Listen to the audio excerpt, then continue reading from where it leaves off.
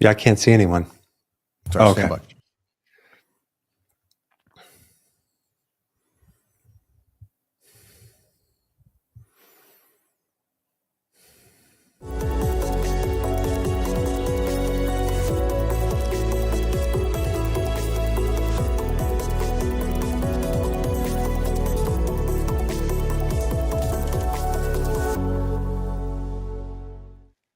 Welcome back to another show, Q&A show on health, nutrition, keto, and pretty much anything you want to ask me except that one question.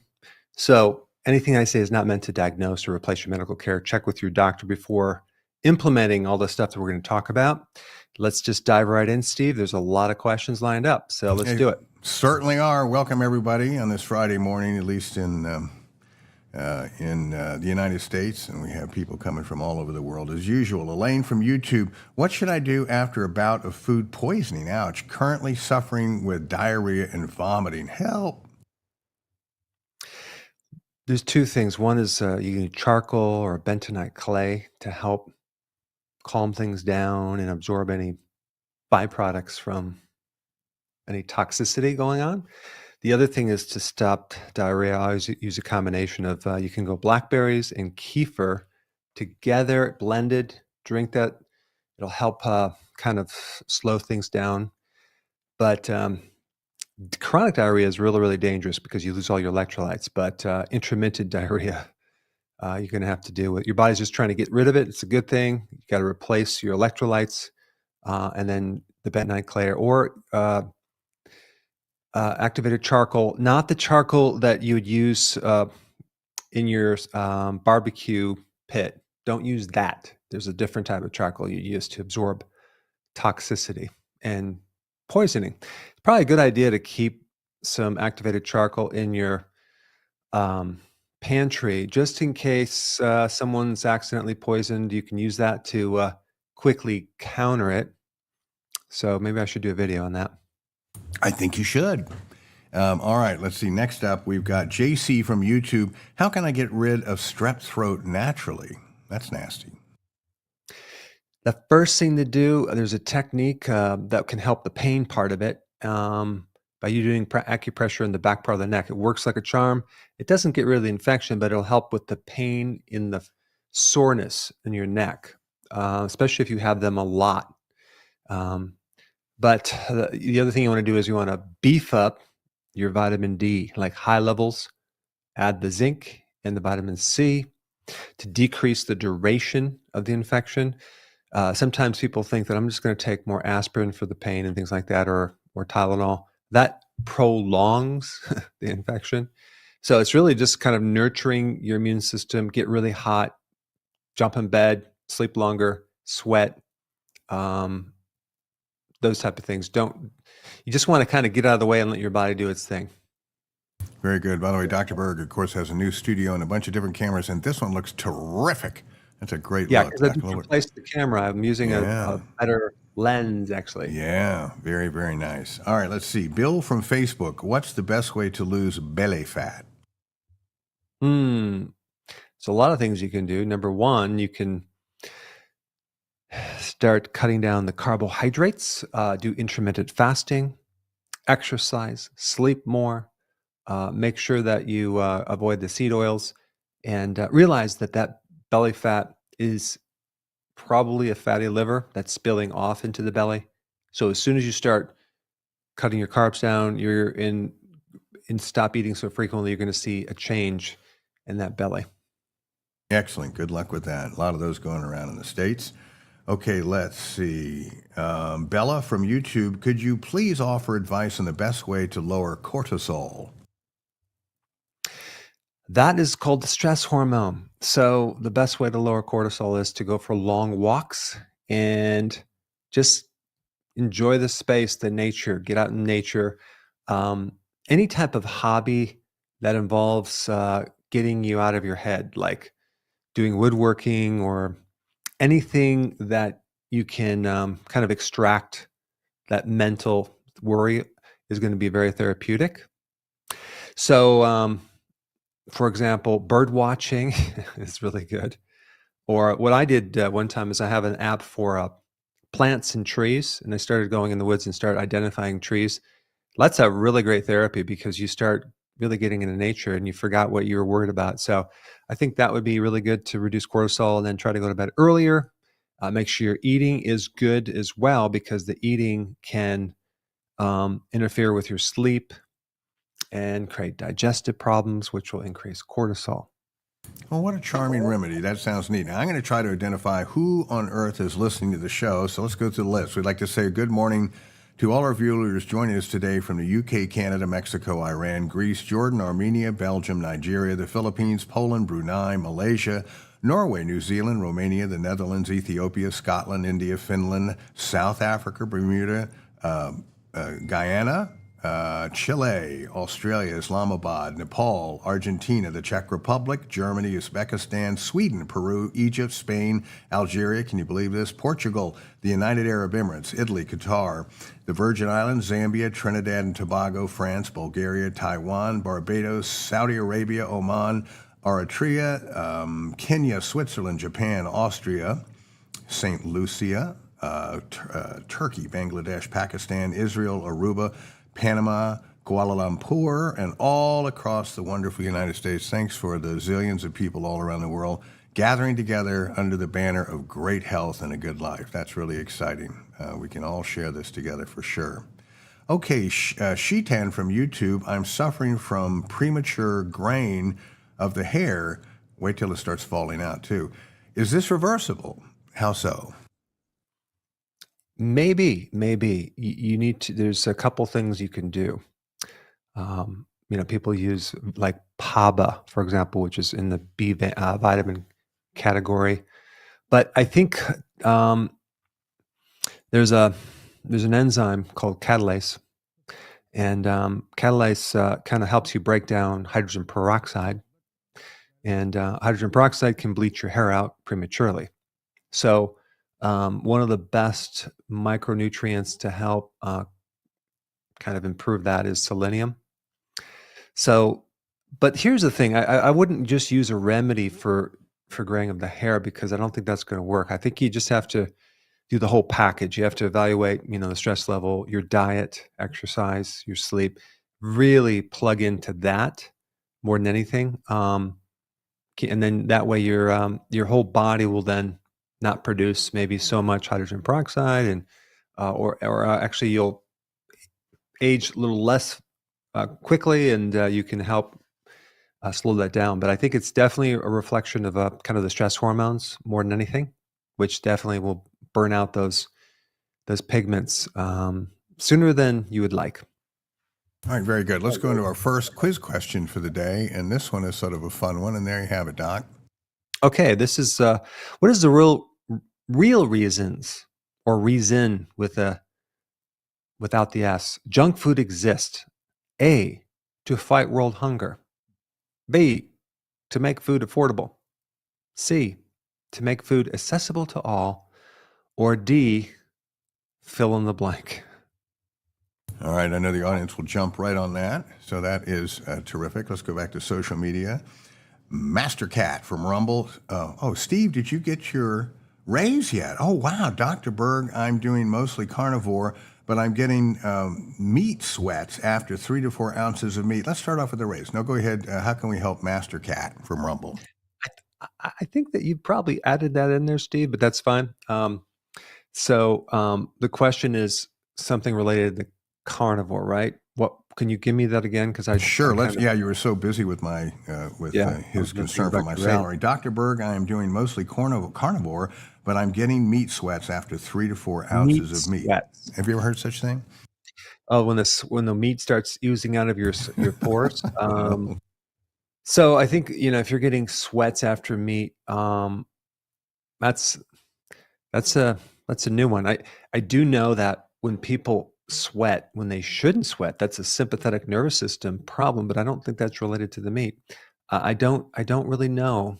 I do know that when you do the carnivore diet, you're definitely not going to be eating any carbs. You're going to be getting into deep ketosis. So maybe there's something related to that. I don't know. I just need more information. So sorry, I couldn't answer that. All right, that's all right. I'm Sure, remedy is underway somewhere. Queen Ant from Rumble. I've listened to your video about OCD. What amounts of the supplements you mentioned should be taken for my adult son? Well, I would actually just increase the dosage on the bottle by 4x, especially when you get an OCD or bipolar or schizophrenia or even depression, all those things, especially when you get into the remedies of niacin and niacinamide. You can even do a niacin, which I like the flush, but they have a non-flush niacin. I like niacin more than niacinamide for those conditions, but there's a lot of data that you have to use a lot more of those nutrients than the RDAs. Okay, so that's why you create an effect, high doses. And this is the thing that I think there's the research on nutrition. It's a joke. First of all, it's hard to identify nutritional deficiency. Secondly, a lot of the doses of nutrients that they use in research are way, way, way, way too low. They're not going to create hardly any effect. Um, and then also you have all the barriers of, like, for example, most people have a lot of deficiencies with vitamin D or zinc and other vitamins. And then do you think you can just take the normal amounts to correct that? Highly doubtful. There's a fascinating book I'm reading right now on niacin that shows that the therapeutic benefits from taking very large amounts. It's just like amazing. If you look at the RDAs, though, they're a joke. They're outdated by 100 years, and those were designed only to prevent a deficiency, but they have nothing to do with therapeutic doses to actually create a change, like even vitamin D. I mean, what are you going to do with like 600 IUs? Like, that's not going to do anything. So to create a therapeutic change, especially for autoimmune, you're going to need 50 to 80,000 IUs of vitamin D3. The Columbrate protocol, a doctor from Brazil, gives people 80,000 IUs. So the way that it's like not the vitamin D that you're in your blood that's that important because it's an inactive version anyway. It's what's happening deep in the cells in the receptor. So since a lot of people have vitamin D receptor resistance, there's a much better way to determine if you're really getting the vitamin D you need versus just monitoring in the blood, which doesn't tell the whole picture. And that is to look at the parathyroid hormone.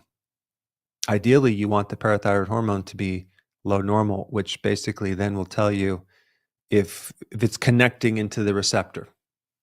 So anyway, I have videos on that. You can learn more about that. But I think I'm going to do a video on why people do need nutrition to heal various things, because it's you can imagine it goes right up against the drug industry and that whole thing because they don't want vitamins to compete with that. So I'll do a video on that, Steve. All right, very good. Well, interestingly, I just got blood work back on my vitamin D is about 3/4 of the way up the normal scale, and that is 10,000 IUs a day. So, I mean, just to maintain what, quote, medical science agrees, 600 IUs won't do anything. So let me ask you, 10,000, Steve, yeah. if you're outside in the sun for a half hour, do you have any in the summer, with your shirt off? Do you have any idea how much vitamin D you're going to get from a half an hour of sun? If I remember you talking about it, something crazy like 50,000, is that No, possible? 20,000 Man, IUs. crazy. So then, why would more than 1,000 or 2,000 or 5,000 be dangerous? Yeah, well, it's crazy. My blood work disputes that. So there you have it. Yeah. All right, let's move on. Quiz question number 1, which was very fun. What is the real reason junk food exists? To fight world hunger, to make food affordable, to make food accessible for all. That's true. Or other, fill in the blank. And let's see, 85% of respondents say it's in some form junk food exists solely to addict consumers, increase corporate profits. Good for you guys. And 15% say it exists to make us sick, so we turn to big pharma. Those are some great answers. Yeah. Well, there's just something very interesting about this. You know, there's all these different PR reasons. If you look up some of the junk food companies and look at kind of like their mission, it's just fascinating to read, to fight world hunger. Like, really? Let's just take, for example, the most prevalent ingredient or food or type of food in pretty much all junk food is corn. So you can buy corn right now, and I checked this morning, for $198 per ton. Did you know that, Steve? No. Per metric ton, you can buy for $200, less than $200, you can get a ton of corn. But it's not edible. It's called dent corn or field corn. Well, corn pops or corn flakes, 9.6 ounces. That's like a little more than 8 ounces. I guess that would be a small little box of corn flakes, which is mostly corn. Sells for $4 on Walmart's site. I just looked it up this morning. $4. So the question is, how many boxes of that cereal can you make from $200? Well, you can make over 6,000 boxes. Okay, 6,000 boxes of cereal for $200 ton of corns, right? So the profit on that is over 7,000 percent, 7,000%, which is quite good. Now, if you put your money in the bank for the interest rate you get from the bank, how long is it going to take you before you double your money, Steve? I don't know, but I'm going into cornflakes. Yeah, I mean, talk about profitability. The products that have the least profitability, the least margins are vilified. Like meat, for example, has like a 30% profit margin. 30%. Corn and corn-related products have a 7,000% markup. So, Steve, I think you're in the wrong business. You should maybe get into the corn business, but ethically, probably not, because it's super. And plus, the consumer pays their taxpayers money for subsidizing the corn in the first place. So you could see that there's a little bit of a motivation of profit here, because the amount of money that you can make on corn is crazy. Yeah, well, I wouldn't want to do it. I like people. I don't want to hurt them. I like to tease them, but I don't want to hurt anybody. So I'm going to stay out of the corn business, for goodness sake. Stay out of the corn business, Steve. Yeah. Okay, MD30 Fit, excuse me, from Facebook. Which food contains the most iron? And is that good? The food that has the best source of iron, that's called bioavailable, is red meat. Red meat. Red as being iron. Now, spinach has some iron, but it's not the heme version, the bioavailable version. So you want to solve anemia, red meat or liver. That's how you do it. All right, very good. Why don't we go to our green room, and we're going to go to Rosie, and she is in Boston, and she likes you, Dr. Berg, so she wants to ask you a question. Okay, good. Hi, Berg. Can you hear me? Hi. Yes, perfectly. Hi. Great.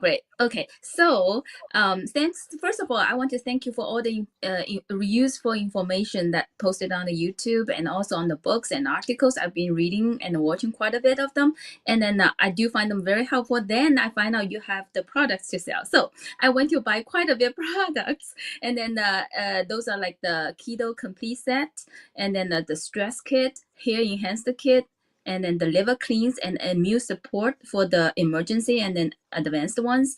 The reason I'm mentioning that, then all of a sudden I realized, can I take all of them at the same time? Because it's quite a lot now, right? So would that be okay if I taking them at the same time, or should I taking in phases, And then would that be okay for my family to take them as well? Because my parents have Parkinson, Alzheimer, high blood pressure, and then my husband has a hepatitis B. So I was just thinking, would that be okay for all of us to take it then, So those. That's a really general question. So this is what I would say to that answer. I have product advisors. They're trained in the nutrition. You could call them and find out for a particular person. But what's really good, you have the general supplements that would be very helpful, like the B vitamins, electrolytes, the trace minerals for anyone, but then you have people that need support with maybe joints, or they need support for inflammation or immune. Then you can go into that area, and they can really narrow down and dial down. Now, as far as, is it going to compete? Is it going to nullify each other? No. Yeah. Can you take too Okay. much of that? No, because I made sure that our foods are mostly food based, and they're in complexes. So like even the zinc product that I have is it's in the trace minerals, but it also has the copper in there at the right ratios. Like the vitamin D product has the K2, so that balances that out. Plus, it has magnesium, so you're not going to run into that. So there's a lot of different other cofactors with each nutrient to make sure you don't create problems. I personally take a lot of um, nutrients because I'm constantly experimenting on my body. I take a ton, and I find that I like it. It's helped me. The more you understand about it, the more you study about it, the more that you can use it as a tool.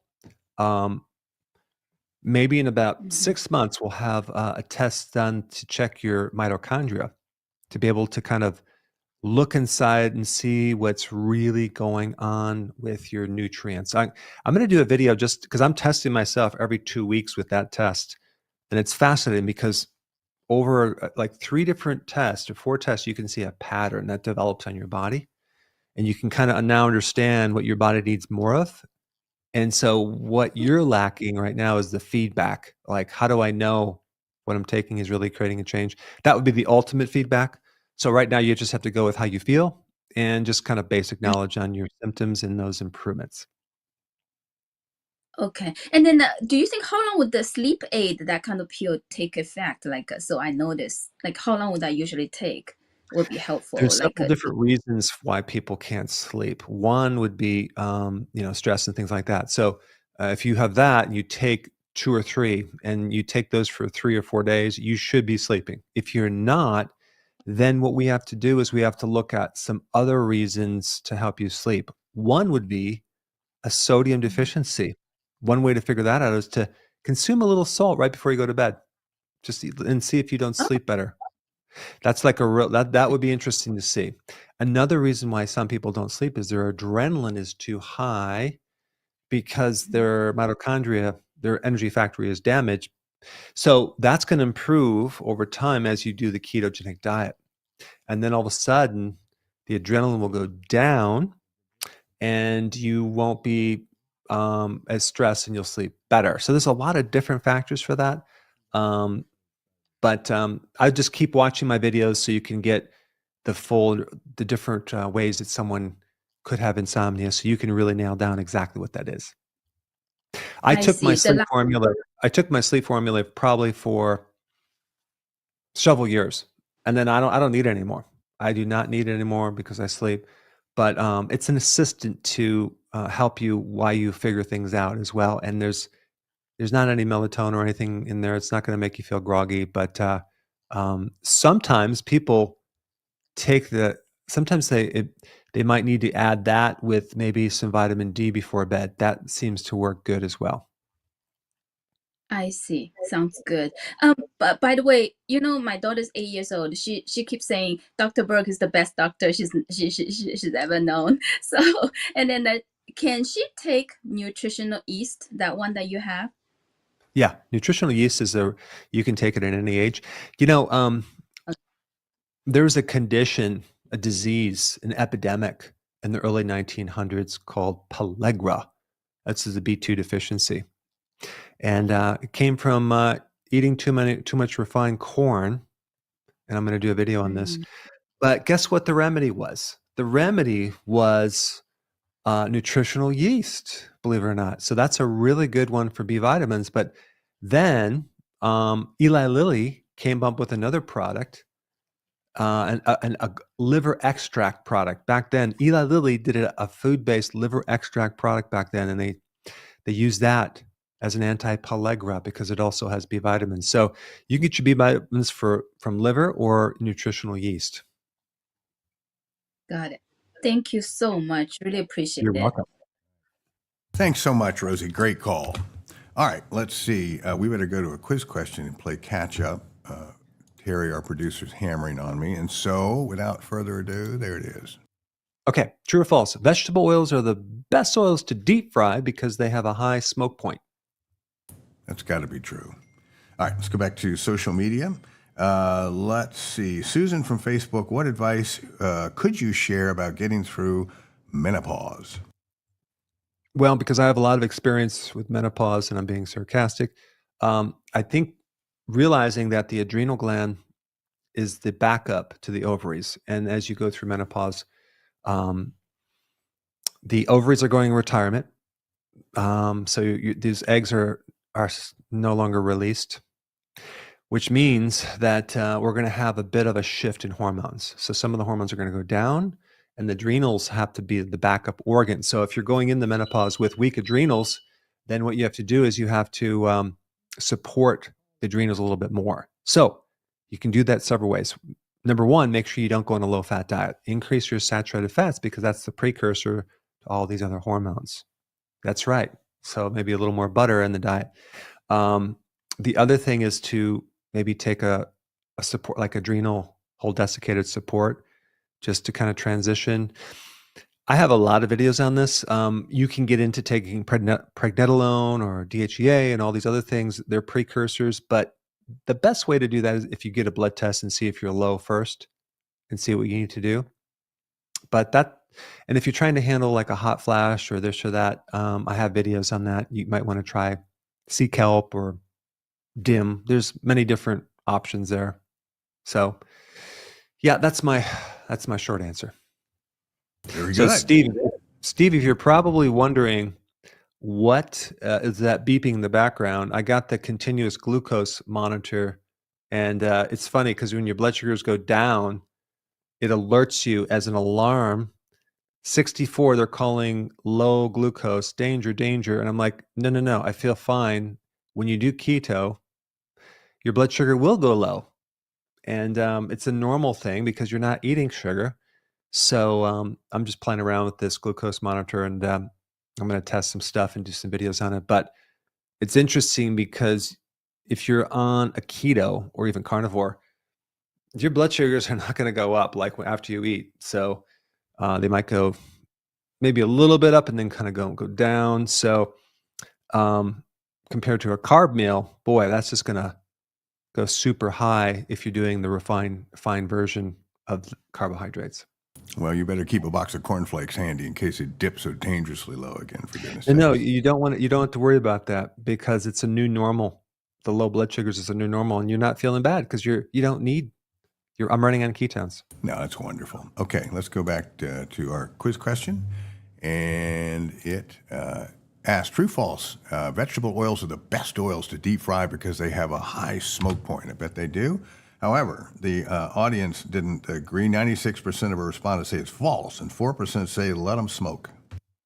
Yeah, I want to talk to those 4%. But as you can see, vegetable oils come from vegetables, right? See those Right. pictures of vegetables? Right, they look very nice. Yeah. No, it comes from seed oils, okay? And I don't know how they can legally put that on the label. And also, I don't know how they can say it's heart healthy. Someday, I think there's going to be a class action suit. I'll predict that simply because it's an absolute lie that it's heart healthy. You're doing an industrial size. You know, what happens when they take these seed oils, they process them and they add hexane in there, and then they degum them. They put bleach in there. They deodorize them. They de-wax them. So you're going through a lot of different chemical processes to get rid of everything in this oil. So if there were particles in there of something, then they would burn and smoke, just like butter would smoke at a certain temperature. But ghee, which removes the protein out of there, won't smoke. You can go higher smoke point. So just because something has a higher smoke point doesn't mean you should start cooking with it. These oils, seed oils, were never designed to be used with heat. So unfortunately, when you go to a fast food restaurant, they're using these oils reheated like 100 times. So you can imagine how toxic that food. Not only do they have ultra processed food as the oil itself, but you have the food that's being fried is ultra-processed food. Then you have the coating, which is ultra-processed ingredients on top of the ultra-processed food, fried in ultra-processed oil. So you got a triple whammy there. So, Steve, I think the answer would be that it's not the best oil to do deep frying in. I'm feeling a bit queasy.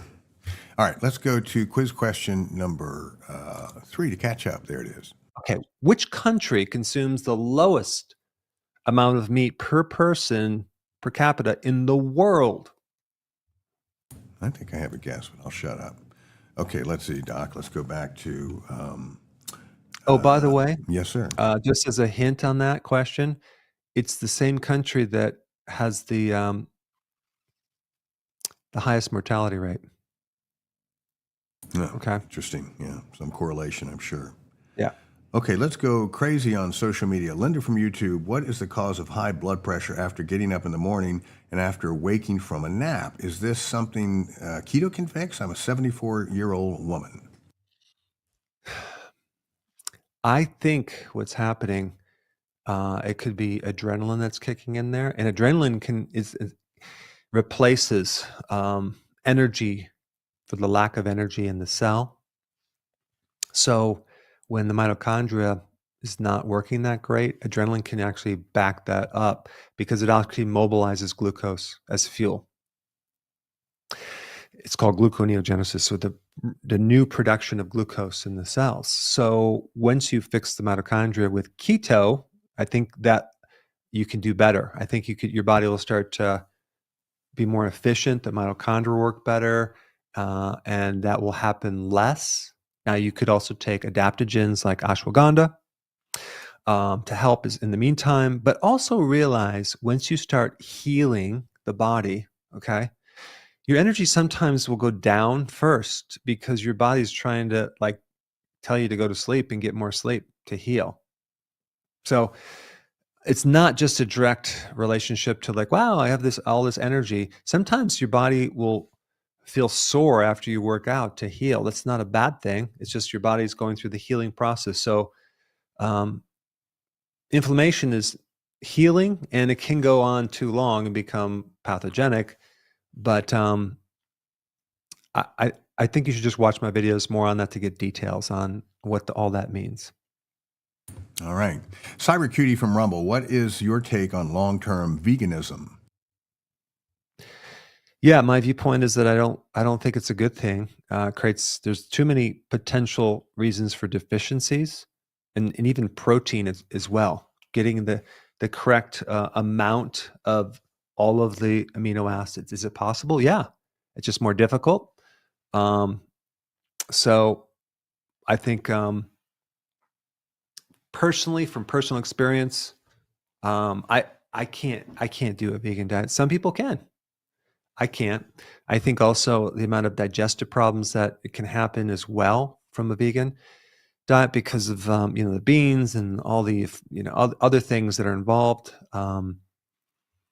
could be a problem. So I think what I would do to answer that is to have you try it for a month and then try another diet for another month and see what you do better on, and then you'll know for sure how your body responds.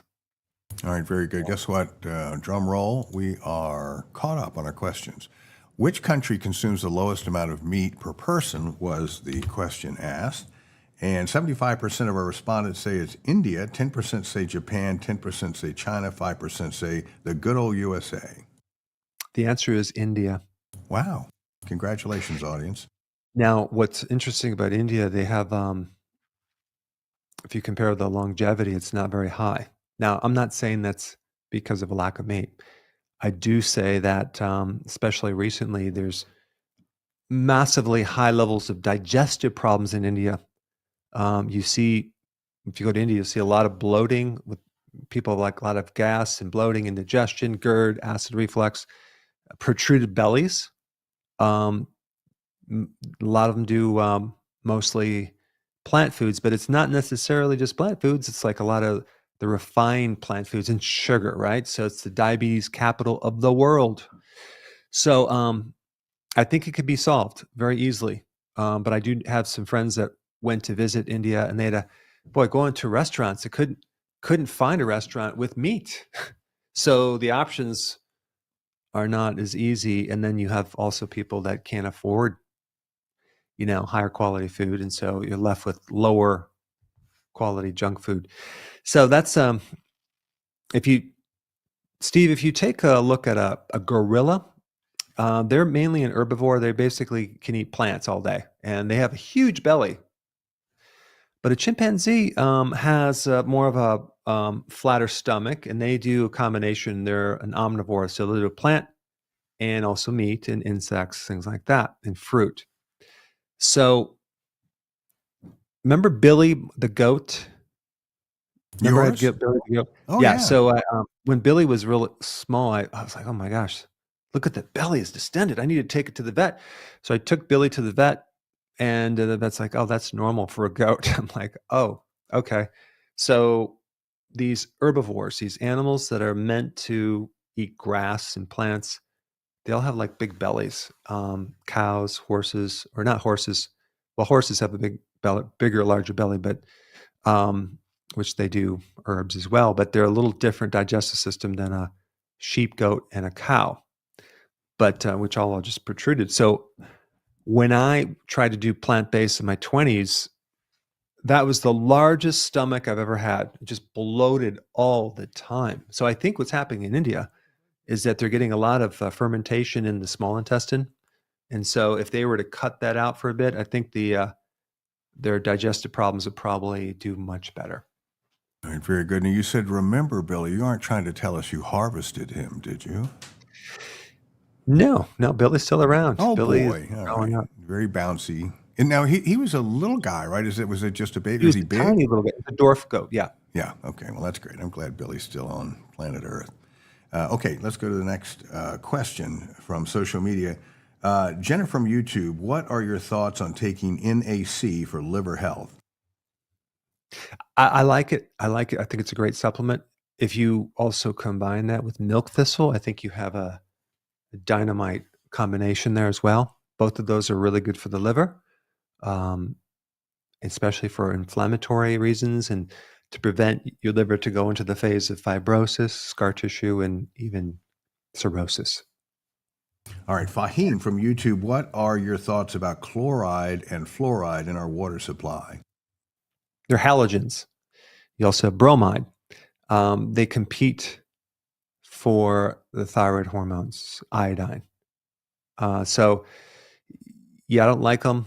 I did a video on them, so you can watch that. But it's like it's also they can mess with your gut flora. They create a problem, and it's an interesting story of why it's both of those are in our water supply. But I think I'll leave that for a video, Steve. All right, very good. Got another question from Rumble. And by the way, once again, to our audience at Rumble, we really appreciate you joining us.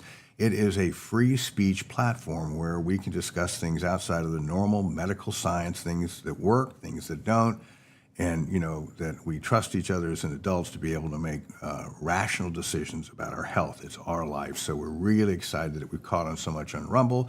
We do appreciate being on YouTube and Facebook, but Shazam, we've got a safe spot in Rumble until the near future, whatever censorship. But we also have the fact checkers on the other social media, so then we're good on that, Steve. Yeah, that's right. So keep up with that. Okay, let's see. Let me go to quiz question number 4. And here you go. Okay, which food ingredient has spiked over 8,000% in the past 50 years? Wow, I think I could guess that one too, but we'll see. All right, let's go back. It's not sugar. By the No, way. yeah. Oh, that's interesting. I didn't think that, but that could have been a good guess. All right, let's see. By the way, BYA is the handle from Rumble. Thank you so much, Dr. Berg. I've been on keto for several years, never cheat, and I do 1 meal per day and drink lemon water every day. I consume organ meats twice a week. My hemoglobin level is normal, but my ferritin level is very low, as is my iron saturation level. That seems weird. I appreciate your advice to resolve these issues. And boy, thanks for talking about your great discipline. What a story.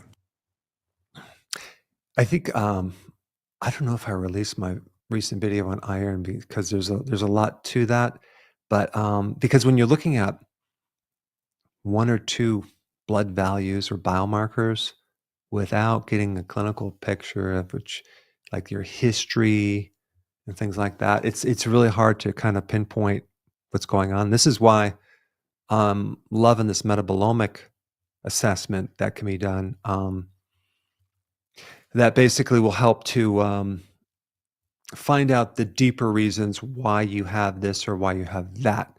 I did a video on hypothyroidism recently with a doctor, Dimitri, um, from Greece, and he specializes in metabolomics and especially autoimmune and things like that. But that would be some person I would reach out to and on their website and see if you can get maybe that test to figure out what's really going on at the deeper level. Because it's hard to evaluate just on a couple different pieces of data. You need more data to really figure things out. All right, very good. I was bragging about Rumble, but never asked poor Rumble Mania's question, which was on your video about eggs. What is the name of the feed that you use for your chickens? I think it's called Country Organics, and I use the no soy, no corn grain for my chickens and pigs. All right, very good. Gregory from Facebook, what are your thoughts on vitamin U? Boy, I never heard of that. Would a glass of cabbage juice regularly be a good source? Yeah, that would be a good source. You can also do sauerkraut or coleslaw or the cabbage juice. It's good for ulcers, glutamine. That's one remedy. And then the other thing that you could do is zinc carnosine is a really awesome remedy for gastritis as well as ulcers as well. All right, very good. Let's see. Lou from YouTube. I want to try carnivore. My butcher can customize my burgers to specification. What ratio of beef to fat would you recommend for the delicious burgers? I definitely would not do lean. I would go on the fatty side. Maybe you do 30% fat and 70% meat. I think that would be really good because that fat is important. You know, there's a if you look up protein poisoning on Wikipedia, it's basically when you eat really lean meat, specifically like only lean protein, like rabbits, for example, you can become very, very toxic. There is a reason why most meat comes with fat, and when you just have the meat part without the fat, it can throw things out of balance. So I think fattier meat is definitely better than the leaner, even from an insulin standpoint, because there's a scale called an insulin scale, and the fattier the protein, the lower it is on that scale. When you have pure protein, like in soy protein isolates or whey, it's very, very high on that scale. All right. Durango Himi from Rumble, excuse me. What are the best supplements to deal with peripheral neuropathy? My blood sugars are stable, but this has started to happen after getting off metformin. I would highly recommend you take benfotiamine and alpha lipoic acid. You can get a product with both of them and support the nerves, and I think that would be the best remedy. Those two elements will help get more blood flow into the nervous system to heal those little nerves, and you're probably going to find that your neuropathy, sensory nerve damage will start to clear up nicely. All right, very good. Nazareth from YouTube. Are fish organs a good source for pasture-raised ducks and chickens? Yeah. Chickens and ducks will eat meat and insects. And I mean, I think what I'd like to do is go to the local butcher and feed my pigs some meat and things like that. Because I know they love cheese and they like meat. That when I feed them different, waste products like that, boy, they eat it like crack. They love it. Versus just the grains. I mean, it's like they're not really they're omnivores, so they don't just eat grass and grains. So this is why the grains that I'm using also has fish meal in it as well. So that All helps a right. little bit. Very good. Okay, quiz question number 4. Which food ingredient has spiked over 8,000% in the past 50 years? And 70% of our respondents say it's corn or corn-related products. 20% say it's soy products. 5% say seed oils, and 5% say MSG. So the spike in corn products have increased by 190%, but high fructose corn syrup has increased by 8,000%. Wow. I mean, that just kind of stands out, slaps you in the face, Steve. High fructose corn syrup. You're saying, well, oh, they don't really make that anymore. Yes, they do, and it's in a lot of products. Um, it's pretty. It's it's very unique because they have to see. Corn is mostly the starch, right? Starch is um, a bunch of glucose. It's really just sugar in a chain. That's why they call it a many saccharide sugar, polysaccharide. So you got all these little glucose things that are stuck in a chain. And so there's no fructose in there. So they have to create it chemically. They have to turn that glucose into fructose. So then now you have this synthesized new product that's a little heavier on the fructose, and it's also as a glucose. And they turn that from cornstarch into a type of sugar called high fructose corn syrup. And so it's highly damaging, especially the fructose part on your liver, because only the liver can deal with that fructose part. And so it also suppresses your hunger and your appetite. So you can keep consuming it and you can keep drinking it. So if you're doing a soda, a big gulp with this high fructose corn syrup, and you're drinking that much glucose, your poor liver has to deal with it in the way that it metabolizes it with. It's very similar to alcohol as far as the byproducts and damage it creates. So you're just basically creating liver damage, fatty liver, belly fat like crazy, uric acid. So it's pretty nasty stuff, and it's in a lot of foods. So you have to start reading the ingredients, so you know where it's at, because it's you'll be surprised how many foods it's in. Wow. Gross. Okay, last question of the day. There it is. Okay, what is the most dangerous symptom of a magnesium deficiency? Climb on it, audience, as I know you will. Sandra from YouTube, my bunion has recently been hurting. I've had it for years, probably hereditary, and I only wear tennis shoes. The toe is really bent, and I don't want to get surgery. Any suggestions? Yeah, I think there are different shoes that you can wear that provide more space so it doesn't get irritated. Um, I have not figured out this whole mystery of bunions, because I've had people come in my practice all the time with bunions, and I'm like trying to figure out where's this come from? Is it just a calcium deposit? Is it a problem with a meridian? I don't know. So it's a mystery still. So if anyone knows what causes this, please comment down below and let me know, because I'd like to figure it out.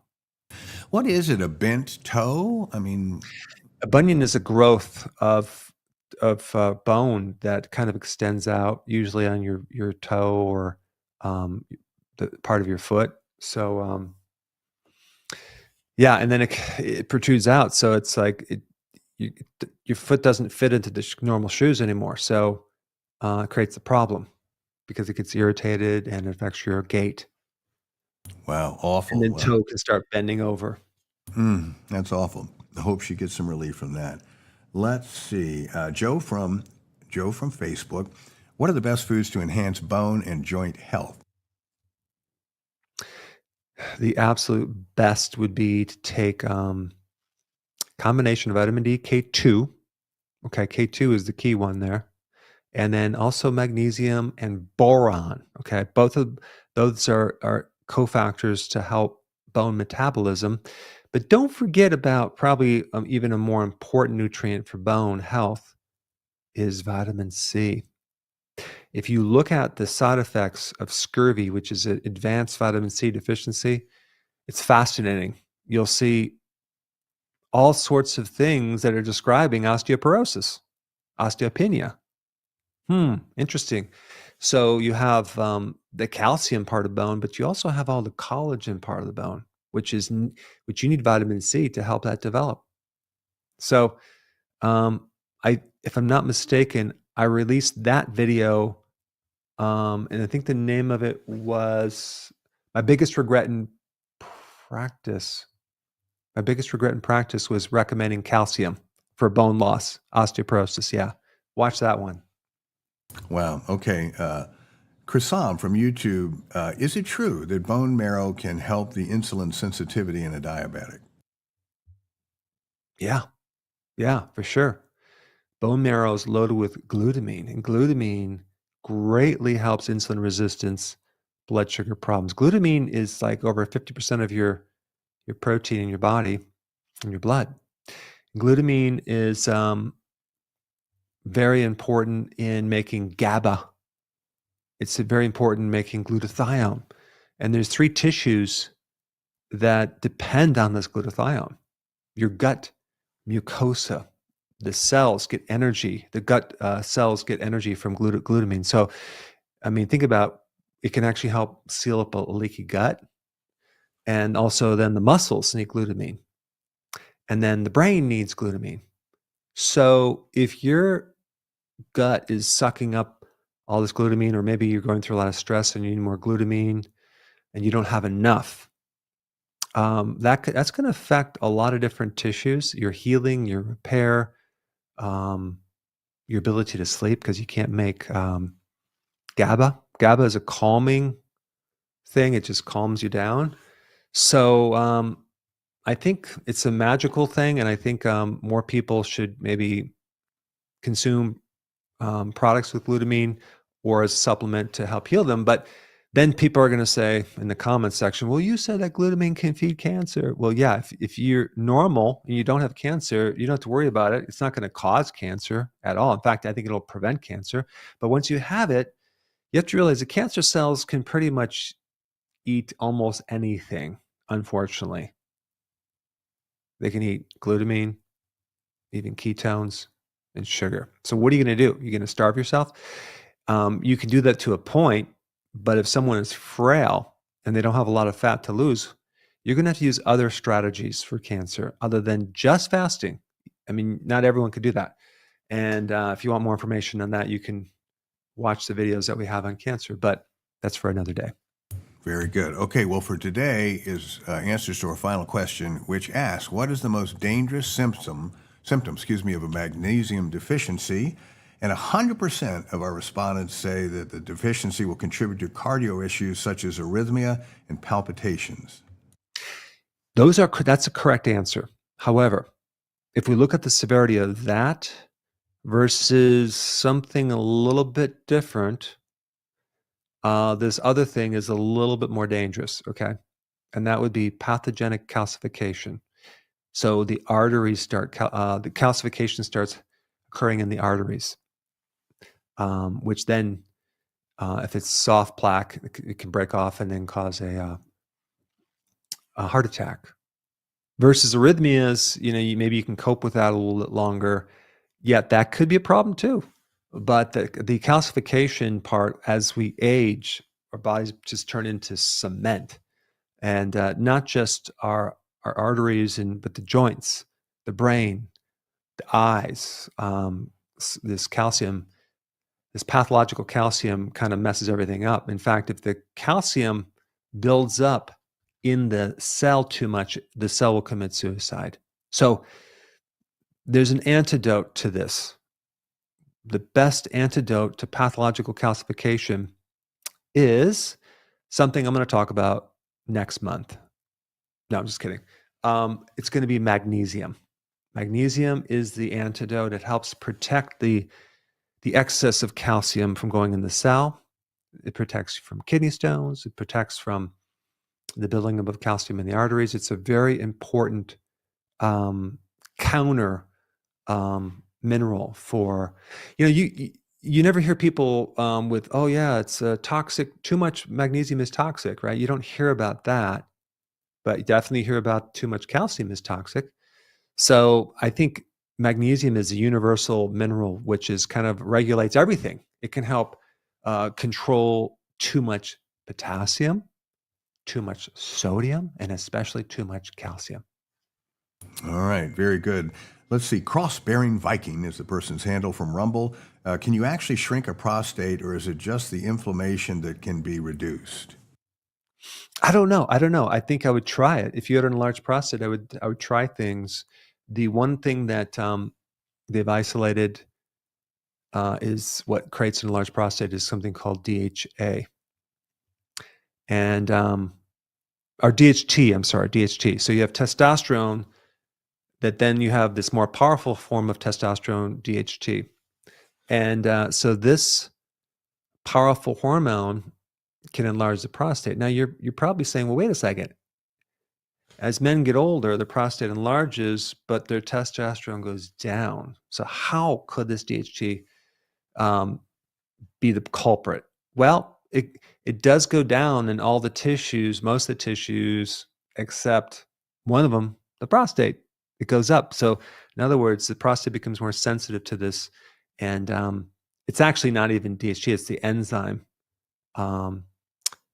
alpha-5 reductase that is involved, which I'm not going to get into. But anyway, I'm going to be releasing a video on how to keep that in check so you can potentially maybe even shrink the prostate or at least bring down this DHT. So stay tuned for more information on that topic. Wonderful. Okay, someone asked what form of magnesium specifically? Can you? I like magnesium glycinate because glycinate breaks down to glycine, and that also has all these other benefits that go way beyond just magnesium. And magnesium glycinate or biglycinate are the same thing, but that's a good one. There's other ones that are good too, but that one has the glycine is also involved in helping you make more glutathione and help your sleep. It does a lot of great things. Terrific. Okay, Bozina from Facebook. What are the best supplements to address macular degeneration? Well, it's what you should avoid. You should be avoiding the seed oils. Number one, that's the big thing. But of course, any type of antioxidant would be good. The carotenoids. So when you're eating foods that are different colors, you're going to get a lot of carotenoids, and that's going to be protective. So if you were to eat a purple carrot, for example, or blueberries or something like that, you're going to get a lot of great protection for the eye for various reasons. Carotenoids. You have also the egg yolk has lutein and zeaxanthin, which is really good to prevent macular degeneration as well. There we are. Doc, it's about a wrap. Well, thanks for all your attention and you sticking on this show for this long. I appreciate it. Stay tuned for some more great tips coming up this next week. Have a wonderful weekend. We'll talk to you soon.